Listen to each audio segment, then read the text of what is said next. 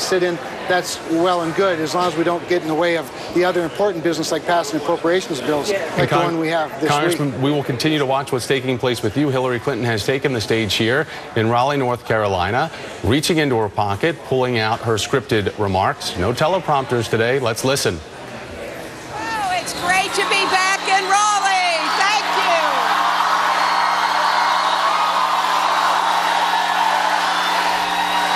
Thank you so much. You know, I have to confess, I was having such a good time backstage listening to the 120 Minutes band, listening to Mary Wingate do the national anthem, and just being absolutely transported by Shay Taylor and friends, the gospel group that got us all just going today. And I cannot think of a better twosome than the people you just saw up here, because I honestly believe Jim Hunt was not only one of the best governors North Carolina ever had, but one of the best governors anywhere in America in the last years. And what he did to really put North Carolina on a path to the future has stood the test of time. We've had a few glitches with others who don't seem to understand what the ingredients are for building an economy that works for everybody, not just those at the top, but Jim Hunt knows that. And I look forward to continuing to work with him, and I was so delighted that you had a chance, as I did, to hear Alicia Wilkerson talk about her journey, how hard she has worked, raising her children, getting an education, making it possible for her to have a better future. And I so greatly appreciate her mentioning the S-CHIP program, which has helped 8 million kids every year get health insurance. Now, because we're in North Carolina and we have a lot of friends here, I want to acknowledge some of them. Your Secretary of State, Elaine Marshall,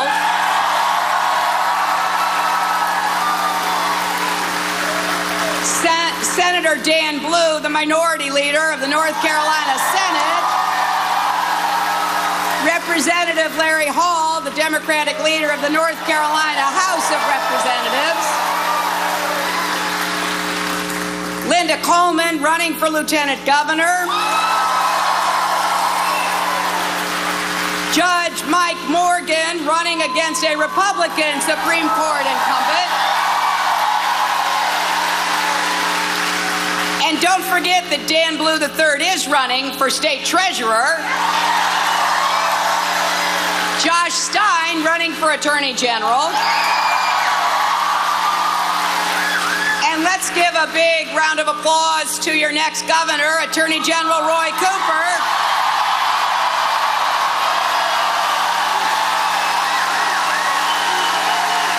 Your next Ag Commissioner, Walter Smith. And your next United States Senator, Deborah Ross.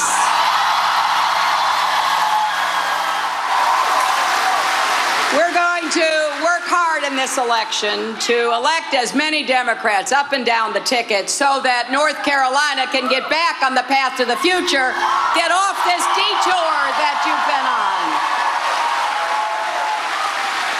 Now, I have to start by saying, if you notice anything different about me today, it could be that now I've got double the grandmother glow.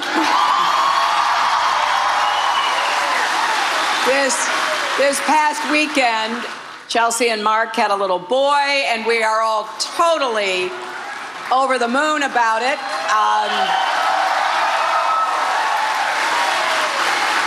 And obviously, our family will do everything we can to make sure that little Charlotte and now little Aiden grow up with every possible opportunity.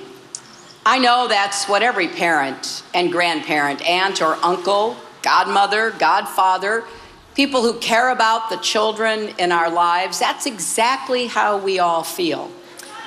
And I believe with all my heart that you should not have to be the grandchild of a former president or secretary of state to have every opportunity available to you in this country.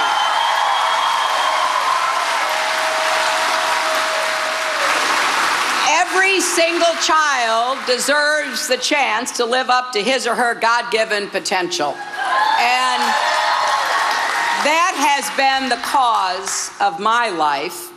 It's rooted in the values that I learned from my family and my faith.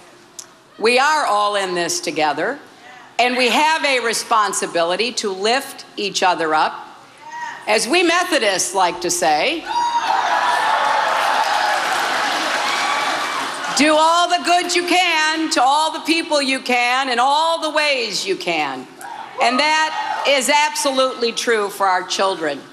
That's why I got into public service in the first place. And it's why I am determined that we will win this election in November.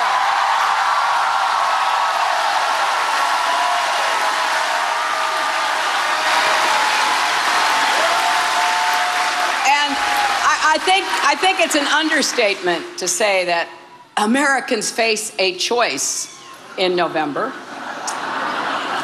As I said yesterday in Ohio, Donald Trump offers no real solutions for the economic challenges we face. He just continues to spout reckless ideas that will run up our debt and cause another economic crash. I'm here today to offer an alternative. I have a clear vision for the economy, and it's this. We need to make sure our economy works for everyone, not just those at the top, not just for the rich or the well-connected, not just for people living in some parts of the country or people from certain backgrounds and not others. I mean everyone. And I have a plan to get us there. 5 steps we can take together to drive growth that's strong, fair, and lasting. Growth that reduces inequality, increases upward mobility, that reaches into every corner of our country. The measure of our success will be how much incomes rise for hardworking families, how many children are lifted out of poverty, how many Americans can find good jobs that support a middle-class life,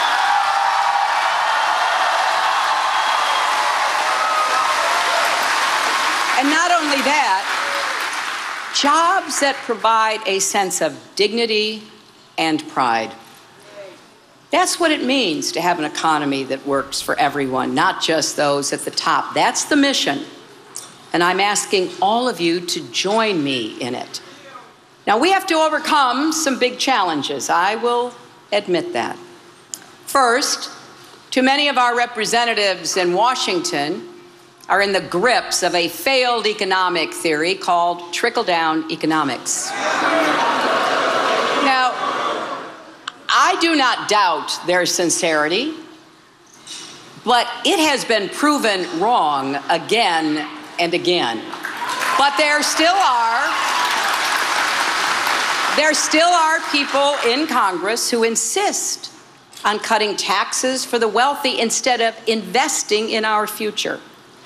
They careen from one self-inflicted crisis to another, shutting down the government, threatening to default on our national debt, refusing to make the common sense investments that used to have broad bipartisan support, like rebuilding our roads and our bridges, our tunnels, our highways, our airports, or investing in better education from zero through high school and college, Now, look, I like to look at evidence. I plead to that. I think evidence is important when you're making decisions that affect other people's lives. And if the evidence were there to support this ideology, I would have to acknowledge that. But we have seen the results. Twice now in the past 30 years, a Republican president has caused an economic mess, and a Democratic president has had to come in and clean it up.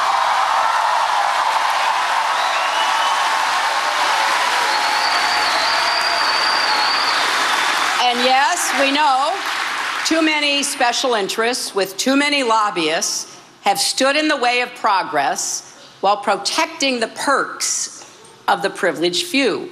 And it's not just Washington. Too many corporations have embraced policies that favor hedge funds and other big shareholders and top management at the expense of their workers, communities, and even their long-term value. They're driven by Wall Street's obsession with short-term share prices and quarterly earnings. Now, a recent survey of corporate executives found that more than half, when asked, would hold off making a successful long-term investment, maybe in their workers or plant and equipment or research, if it meant missing a target in the next earnings report. So corporations stash cash overseas, or they send it to top shareholders in the form of stock buybacks or dividends, instead of raising wages or investing in research and development. And then this pressure, this short-term pressure, leads to perverse incentives and outrageous behavior. It is wrong to take taxpayer dollars with one hand and give out pink slips with the other hand.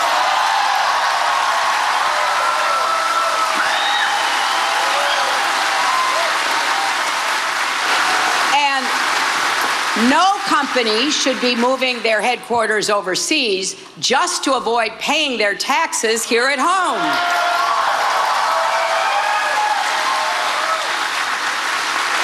And in addition, there have been big changes in how American families live, learn, and work. But our policies haven't kept up, and there are so many examples of this. Over the past several decades, women have entered the workforce and boosted our economy, yet we are the only developed country that doesn't provide paid family leave of any kind.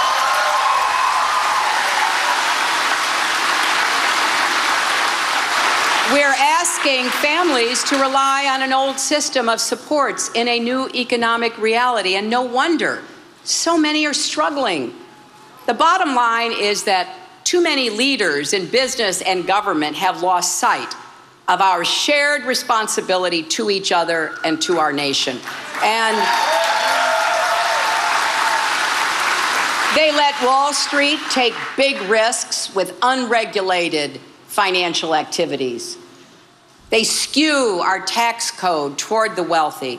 They fail to enforce our trade rules. They undermine workers' rights. They have forgotten that we are all in this together, and we are at our best when we recognize that. Excessive inequality, such as we have today, reduces economic growth. Markets work best when all the stakeholders share in the benefits.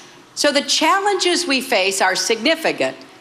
It's not easy to change Washington or how corporations behave. It takes more than stern words or a flashy slogan. It takes a plan, and it takes experience and the ability to work with both parties to get results.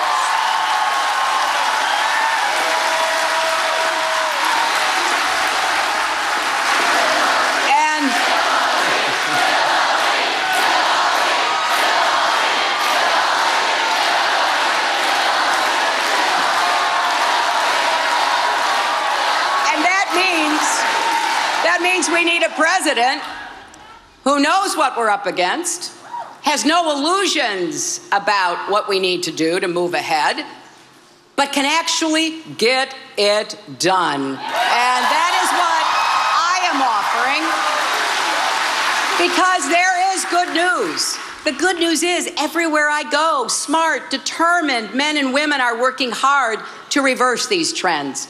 Mayors are pioneering innovative ways to work with the private sector to invest in their cities.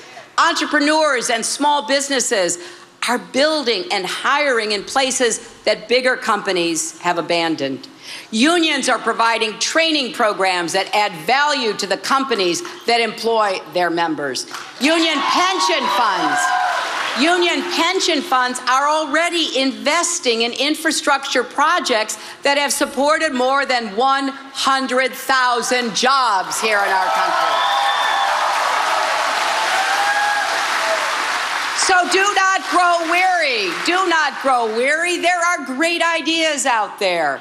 And we are going to be partners in a big, bold effort to increase economic growth and distribute it more fairly, to build that economy that works for everyone, not just those at the top. I believe the federal government should adopt 5 ambitious goals. First, let's break through the dysfunction in Washington.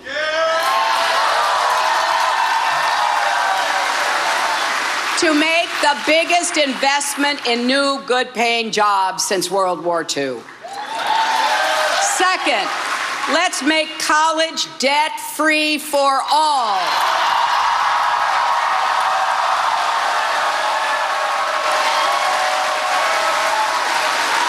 And transform the way we prepare Americans for the jobs of the future. Third, let's rewrite the rules so more companies share profits with their employees and fewer ship profits and jobs overseas. Finally, let's make sure that Wall Street, corporations, and the super rich pay their fair share of taxes. And all of this depends upon putting our families first and matching our policies to how we actually live and work in the 21st century. Now, briefly about these 5 points. Let's start with jobs. Every American willing to work hard should be able to find a job that pays enough to support a family.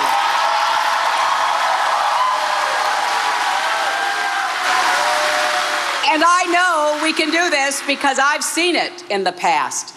You know, I remember when I was growing up and America had come out of the upheaval of Depression and World War, our leaders worked together to invest in a new foundation of American power and prosperity.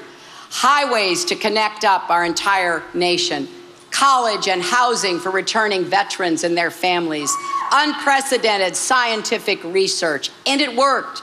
We built the greatest middle class the world has ever known. And now we gotta get ambitious again.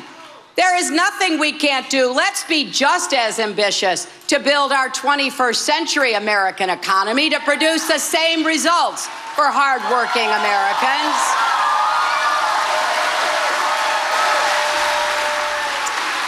In my first 100 days as president, I will work with both parties to pass a comprehensive plan to create the next generation of good-paying jobs. Now, the heart of my plan will be the biggest investment in American infrastructure in decades, including establishing an infrastructure bank that will bring private sector dollars off the sidelines and put them to work here. And I've talked with local leaders around America, and I've seen the dire need for investment. In Tampa, for example, I saw how a smart, targeted highway investment near a major port can create thousands of good-paying jobs, support the local economy, and unlock national commerce. We can create millions of good-paying jobs while preparing America to compete and win in the global economy. So let's set these big national goals.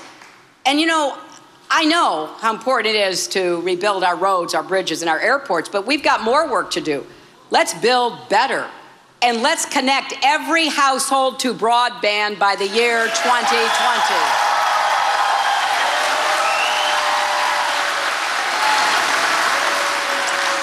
Let's build a cleaner, more resilient power grid with enough renewable energy to power every home in the country.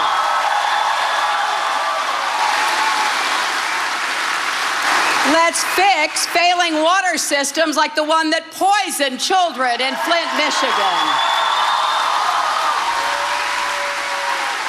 Let's renovate our public schools so every child in every community has access to safe, high-tech classrooms, laboratories, and libraries. Our 100 Days Jobs package will also include transformational investments in key drivers of growth. Advanced manufacturing so we can make it in America and compete and win in the global economy. Making America the clean energy superpower of the 21st century, which will create millions of jobs and help protect our planet. Recommitting to scientific research, which can create new whole industries, just like we did in the 90s when we started mapping the human genome. And small businesses, which should be the engine for creating new jobs across America, they need to be free of red tape. They need to have access to credit. We need to slash unnecessary regulations, making it easier to get startup capital from community banks and credit unions. If you've got an idea for a small business, we want you to get started. Let's free entrepreneurs to do what they do best, innovate, grow, and hire, and make sure that the new service and caregiving jobs being created today are jobs that pay well, too. And that does mean raising the national minimum wage.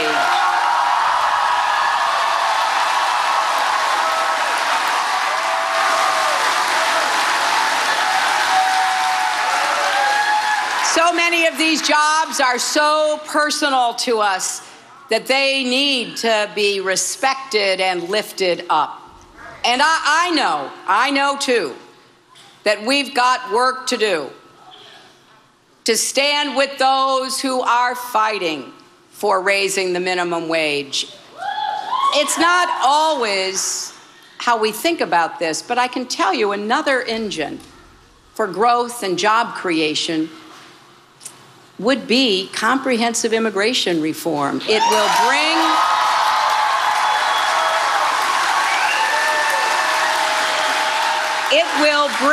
millions of workers into the formal economy so that you don't have an unlevel playing field, so that workers who are competing for those jobs get undercut because employers go out and find undocumented workers to do those jobs for a lower wage.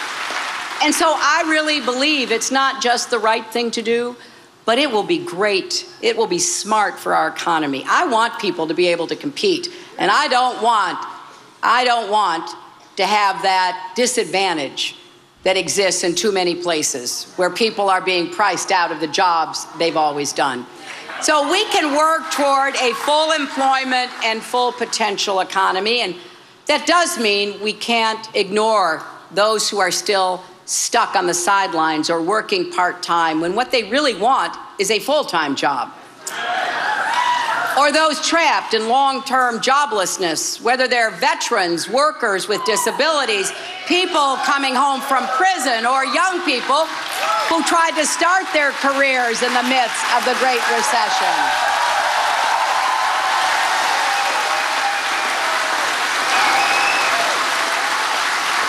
I particularly want young people to feel that they're going to get good jobs that will give them that ladder of opportunity that they deserve to have in America. That's why I want to expand incentives like the new markets tax credit, empowerment zones, and other ideas that bring business, government, and communities together to create good jobs in poor or remote areas, places that have lost a factory or a mine where generations of families used to work. Anyone willing to work should get the help they need to qualify for and find that good job. And that means breaking down the barriers of systemic racism and discrimination that hold back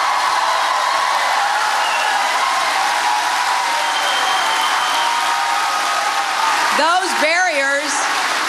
They hold back African Americans, Latinos, Asian and Native Americans, and women from fully participating in our economy. We need to reverse the long-term neglect that has dried up jobs and opportunity in communities of color, in poor communities. You know, it's not by accident that the unemployment rate now among Black Americans is twice as high as among whites. Back in the 90s, we were closing that gap. Incomes were going up for everybody. So I think we're going to have to invest money to create jobs for young people, because right now, I'm worried that if young people don't get that first job when they're young, learn about work, understand the obligations as well as the promise of work, it will be even more difficult to get them into the workforce later on. And it is way past time for us to guarantee equal pay for women, which is still not the reality.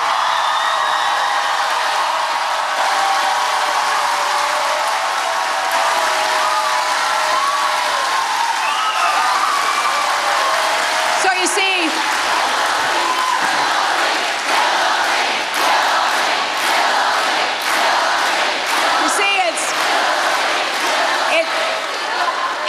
it is not enough to have an affirmative agenda. We've got to knock down these barriers. And as you have seen here in North Carolina, discriminating against LGBT Americans is bad for business.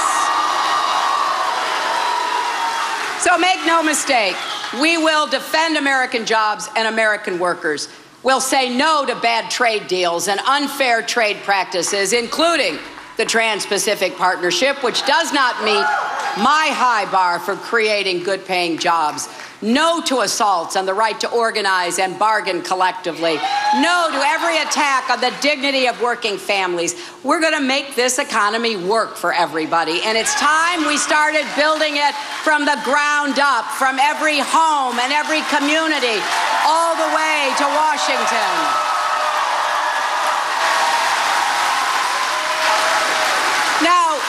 I know very well that if you don't have the skills for the jobs of tomorrow, it's going to be difficult. Education is still the pathway for greater opportunities. Let's start at the beginning with making quality, affordable child care and preschool available in every community in the next 10 years so that we get our littlest Americans off to the best start.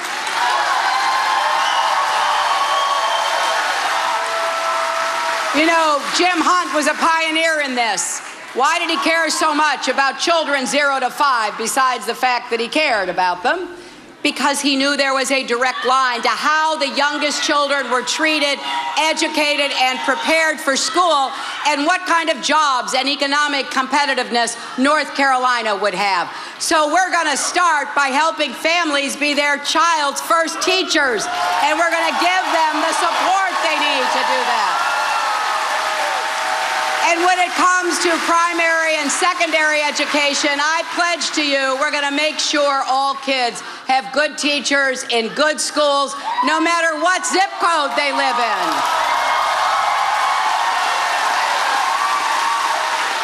You know, for many years, thanks to people and leaders like Jim Hunt, North Carolina was a leading state when it came to education.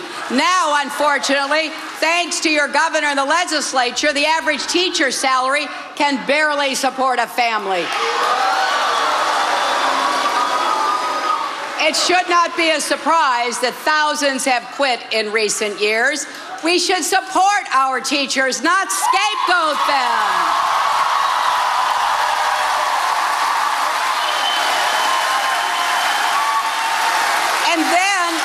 let's make sure every student has options after high school, whether it's a 4-year degree, free community college, an apprenticeship, or other forms of higher education.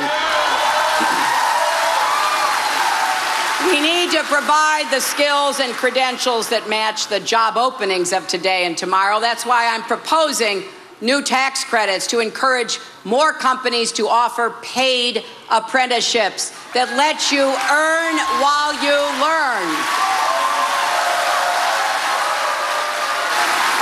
And I will support the union apprenticeships and training programs already out there. Not every good job in the economy of today and tomorrow requires a 4-year college degree. We need to dignify skills training. So many young people have the talent and the will to succeed.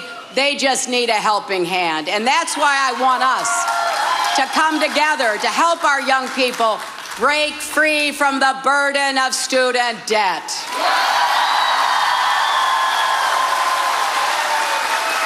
Now, I'm sure we all have stories. I've met so many who tell me they can't start a business. They can't even move out of their parents' basement because of all the student debt holding them back. So let's set the goal to make debt-free college available for everyone so future students won't have to borrow a dime to pay for tuition at a public college or university. And let's liberate the millions of Americans who already have student debt by making it easier to refinance, just like a mortgage.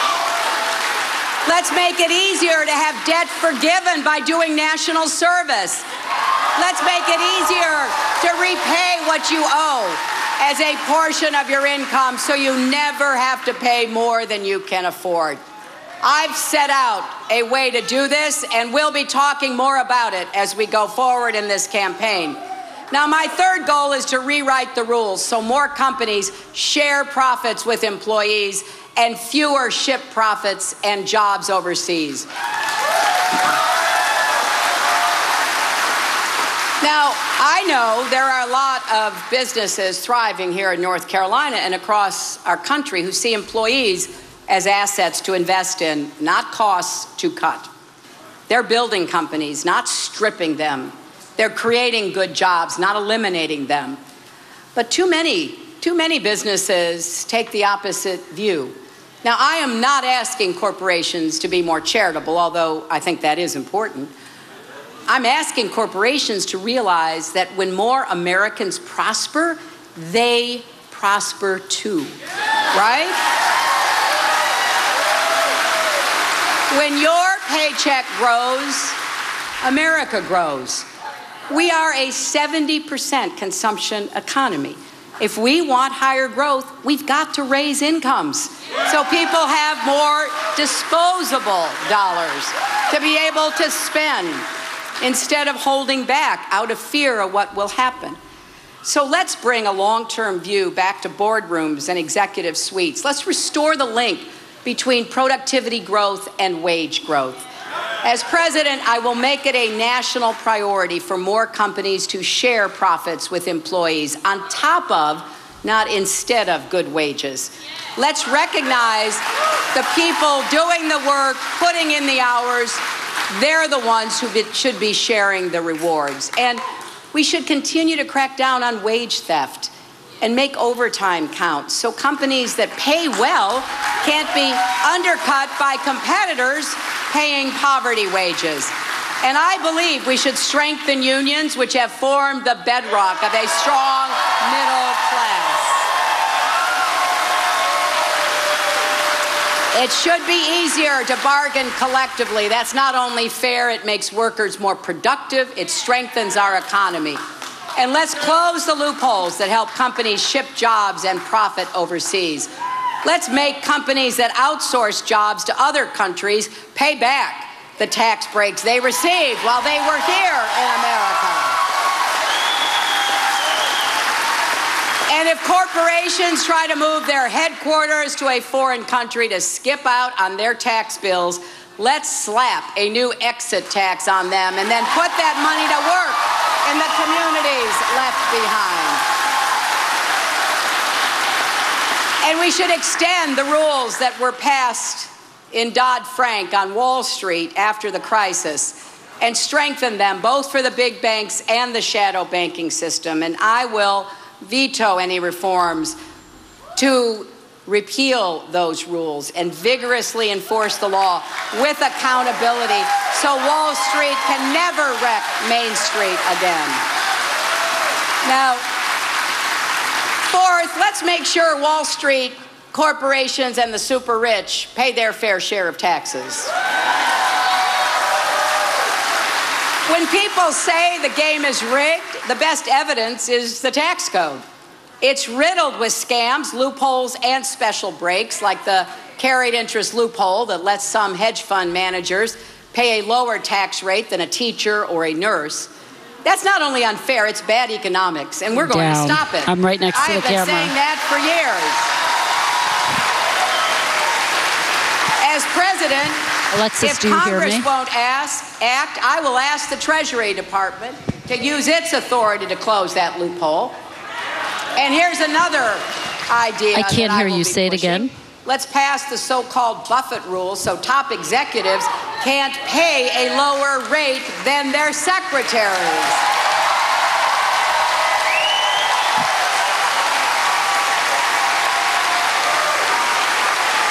And let's ask the wealthiest Americans to pay more, including a new tax on multimillionaires. That's not only the right thing to do, it's smart for our economy because these steps will help pay for the investment without increasing our national debt.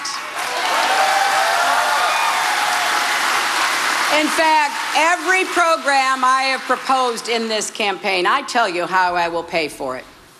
Now, Donald Trump and I disagree on a lot of things, and one of them is simple math.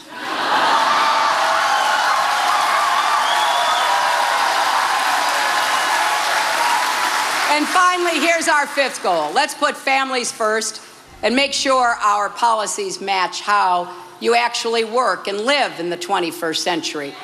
Families look a lot different today than they did 30 years ago, and so do our jobs. The movement of women into the workforce has produced enormous economic growth over the past few decades. But with women now the sole or primary breadwinner in a growing number of families, there's more urgency than ever to make it easier for Americans to be good workers, good parents, and good caregivers all at the same time. The old model of work, where you could expect to hold a steady job with good benefits for an entire career, is long gone. People in their 20s and 30s have come of age in an economy that's totally different. And a lot of young parents are discovering just how tough that is on families. Many people now have wildly unpredictable schedules, or they cobble together part-time work, or they've tried to go independent. Now, flexibility can be good, but you shouldn't have to worry that your family could lose your health care or retirement savings just because you change jobs or start a small business.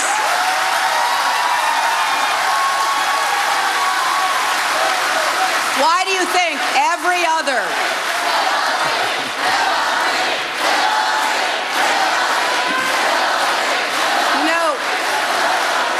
I have to ask, why do you think every other advanced country has paid family leave? Do you think they're just unrealistic, or do you think that they have figured out they can have a stabler economy, they can support families? And that's what I want us to do. Working families need predictable scheduling, earned sick days and vacation days, quality, affordable child care and health care. These are not luxuries, they're economic necessities. And in today's economy, benefits should be flexible, portable, and comprehensive for everyone. And that means it's time to expand Social Security as well.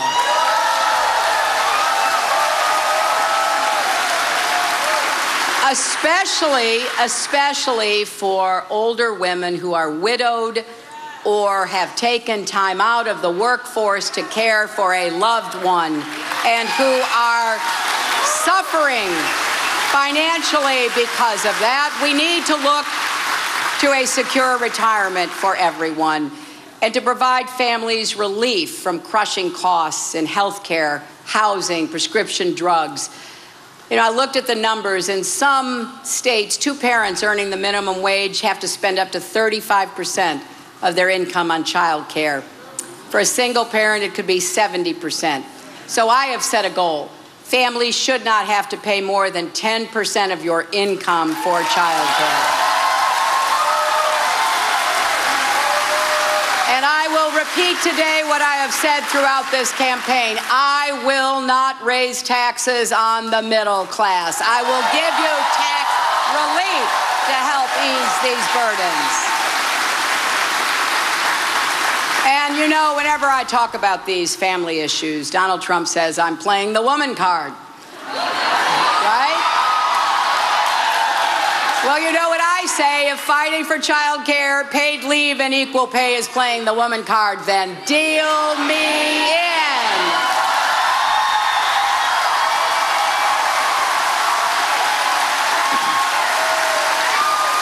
Now look, here's what I want you to understand. It may be difficult to imagine all this getting done when Washington is so broken. I get that. But I really think progress is possible, or I would not be standing up here running to be president of the United States. I know Republicans and Democrats can work together because I've done it. As you heard Alicia say, I helped create the Children's Health Insurance Program when I was First Lady. That happened with support from both parties. And it now covers 8 million kids, and when you go to get health care for your child, nobody says, are you a Republican or a Democrat? They say, what does your child need? I worked with Republicans many times when I was a senator from New York and as Secretary of State, so I know we can get results that will make real differences in people's lives.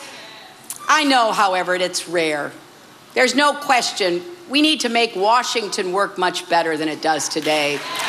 And that means, in particular, getting unaccountable money out of our politics.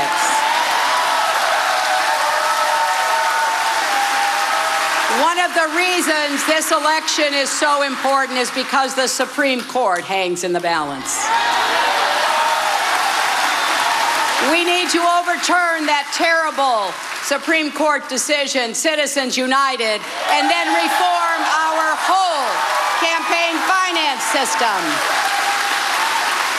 This is about our democracy, but it's also about our economy. Campaign finance reform and reducing the power of special interests is directly related to getting Washington working for people again, making the right investments, putting your jobs and economic security first. That's why I'm passionate about this issue, and I will fight hard to end the stranglehold that the wealthy and special interests have on so much of our government. So, let's do this together. A historic investment in jobs, debt-free college, profit sharing, making those at the top pay their fair share, putting families first in our modern economy, and a democracy where working people's voices are actually heard. That is what we are fighting for in this election.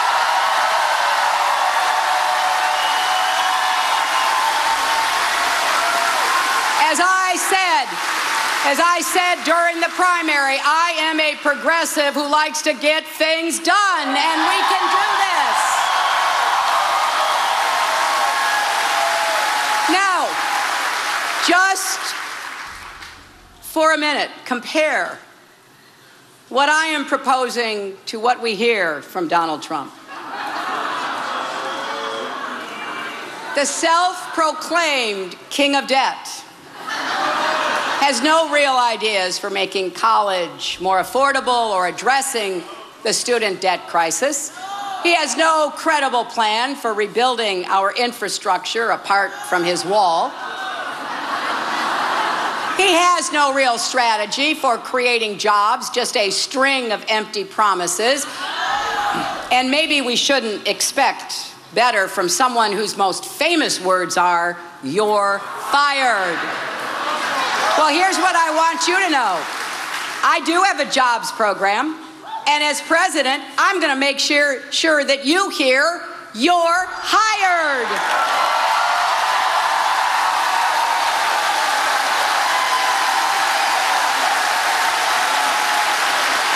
And here's the bottom line. Economists left, right, and center all agree Donald Trump will drive America back into recession. Just this week, one of Senator John McCain's former economic advisors said Trump's policies would wipe out 3.5 million jobs.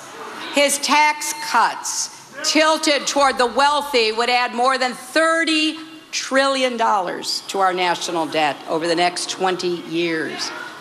That is just astonishing, and it's no wonder that a group called the Economist Intelligence Unit, one of the leading firms that analyzes the top threats to the global economy, now ranks a Trump presidency number 3, right behind problems in China and volatility in the commodities markets. Now look, I know Donald hates it when anyone points out how hollow his sales pitch really is.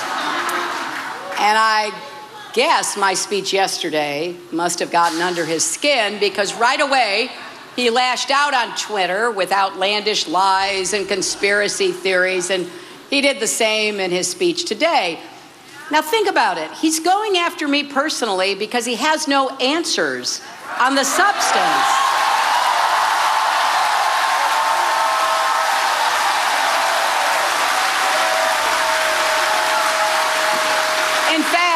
In fact, he doubled down on being the king of debt.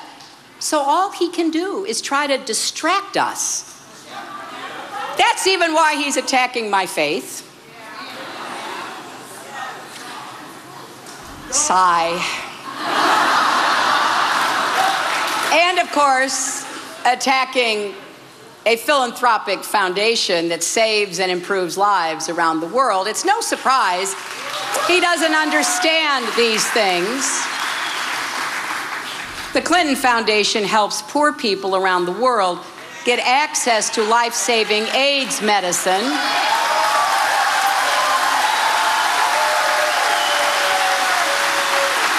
Donald Trump uses poor people around the world to produce his line of suits and ties.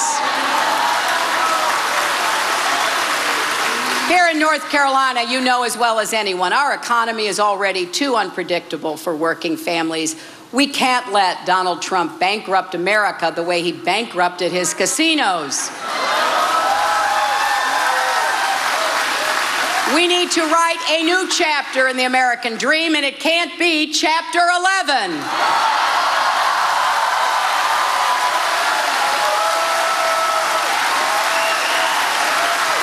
So please join me in this campaign. I'm offering a very different vision about how we're stronger together when we grow together. We're stronger when our economy works for everyone, not just those at the top. I am convinced that if we work hard, if we go into November with the confidence and optimism that should be the American birthright, we will not only win an election, we will chart the course to the future that